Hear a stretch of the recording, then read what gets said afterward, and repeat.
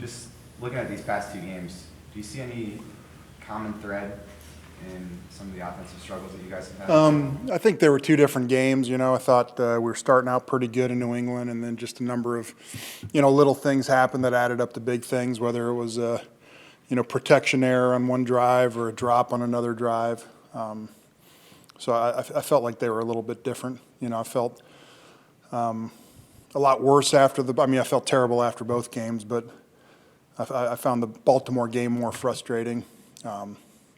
As far as just not being able to do anything. And I thought this last game, when you looked at it, there was just a lot of things that, easily we can do better that would have made it a much different day.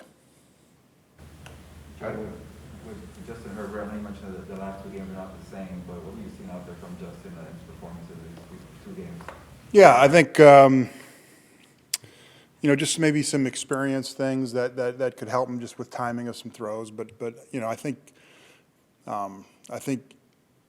it hadn't been, his performance, it hasn't been something I've been super disappointed in. I think he's still upward trajectory, and we feel good where he's at.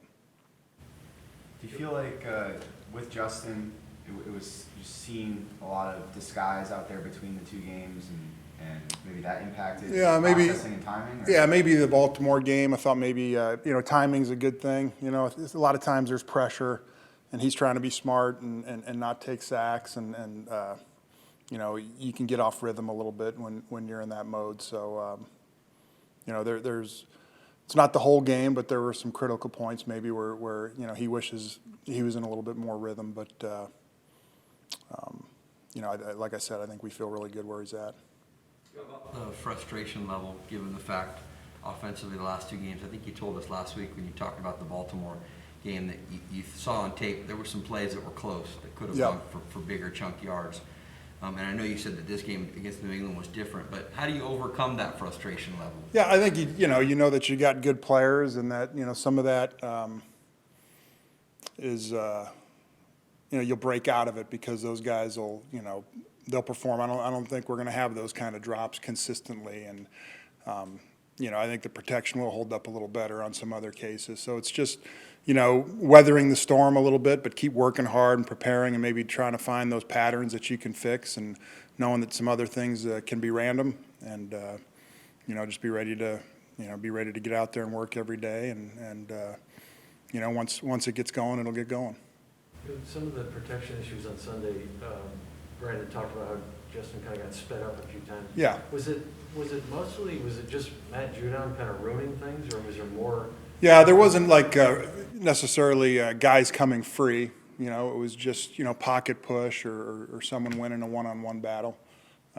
So it was more that than it wasn't an exotic blitz situation or anything of that nature. Just crowded pockets that get you off rhythm. And how is that remedied? Well, you can tilt your protections a little bit.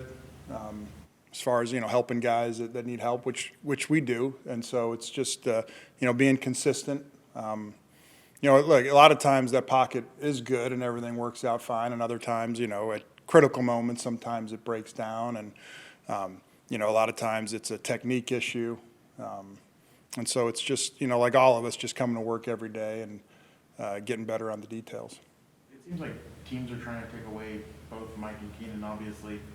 How do you feel like the other guys have kind of stepped up in that? I know against the Raiders, everyone stepped up and you guys were able to get the victory, but it seems like lately the other guys haven't really stepped up to kind of help out. Yeah, I think, I think Austin's been playing good. Jared's had some big catches, so, I think guys have stepped up.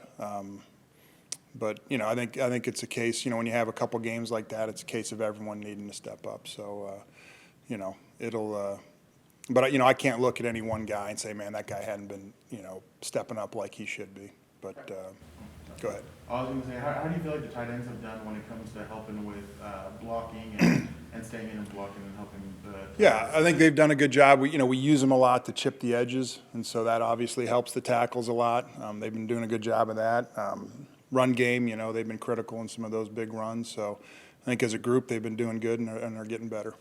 Joe, Mike, he's kind of had some quiet games. Is it a Did defense a little bit of kind of help with the knee issue, or a little bit of both? I think his knee's fine. I think maybe the Baltimore game, he didn't practice that week.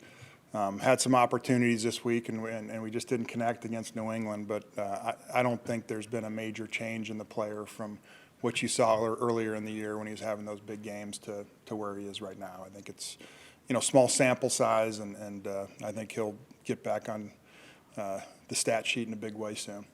Coach, pushing this thing forward to Philly, what have you seen from their defense, specifically last Sunday? And you've coached in this league a long time. What's it like coaching in Philly?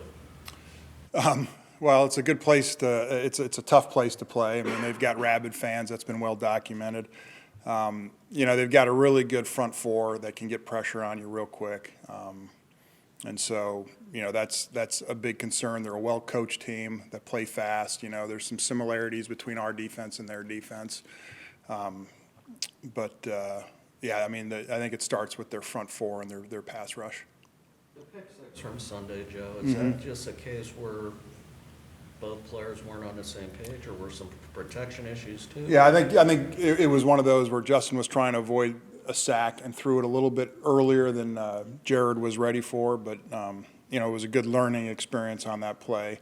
We pulled up a rep from played Miami in 2018, almost the exact same situation, and luckily the tight end got his head around and batted the ball so it didn't get intercepted. But just one of those lessons that, unfortunate that it wasn't learned with an incompletion, it was learned with an interception. But, it was mostly a timing issue. How important has Corey Linsley been for your guys' offense? Huge. I mean, he's such a professional and smart, and, the things that he does, getting the run game ID'd and getting the guys blocking the right way, he's been huge. Just one of those veteran presence that you can't overestimate. That was a rep from a Saints game in Yeah. Miami? Who was that quarterback? It was Drew. Yeah, it was in London. Okay. Yep. We talked a lot coming out of the bye week about early down efficiency and setting your guys selves up with more manageable third downs. Yep. Why do you think that it sort of didn't come to fruition in that game? Is it just a number of different stuff, drops, batted passes, pressure, all that kind of stuff? I think all that adds up. So, I think you answered it. The Eagles, the way they defend the pass, is it similar to what you guys just saw on Sunday? From the Patriots? Yeah. No. Everyone's got some carryover from defense to defense, but no, I would say that their coverage distribution's much different than what New England's shown on tape anyway. What they've shown on tape has been different from what you anticipated from New England.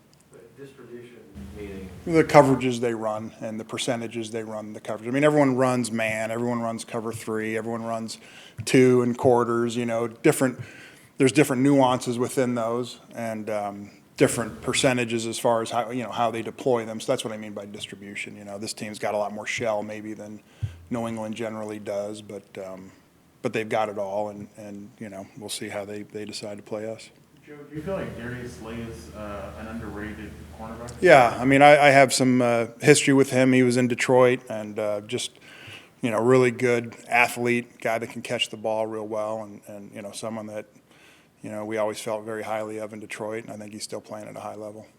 Joe, with Storm and Michael Schofield, when linemen are struggling like that with a rough big game stretch, do you go and talk to them and kind of boost their confidence, or will you kind of do to coach them up a little better? Yeah, I think all of it. I think, they've had some rough reps, like everyone does, and some of them get, back to back where maybe it looks worse than it is. But I think those guys are battling. They're professionals. They're accountable. And so, you're trying to coach everyone up better and trying to keep everyone's confidence up. So, but we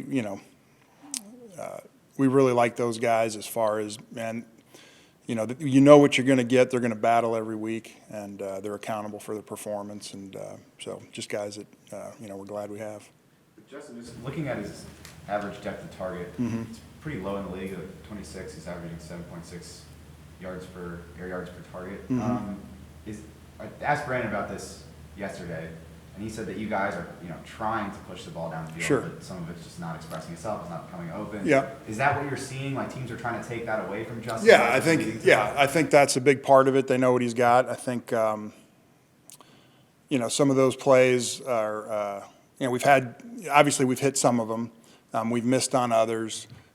We've had protection issues where maybe the ball gets checked down or they're on top of the coverage and it gets checked down. And then we've got, you know, I think a lot of that is run game oriented, meaning he's throwing a flat route that's a yard downfield on a called run. And so those are efficient plays. They may take his air yards down, which, you know, who cares because it's a successful play. But to your point, yeah, I think we're always looking for ways to get the ball pushed downfield.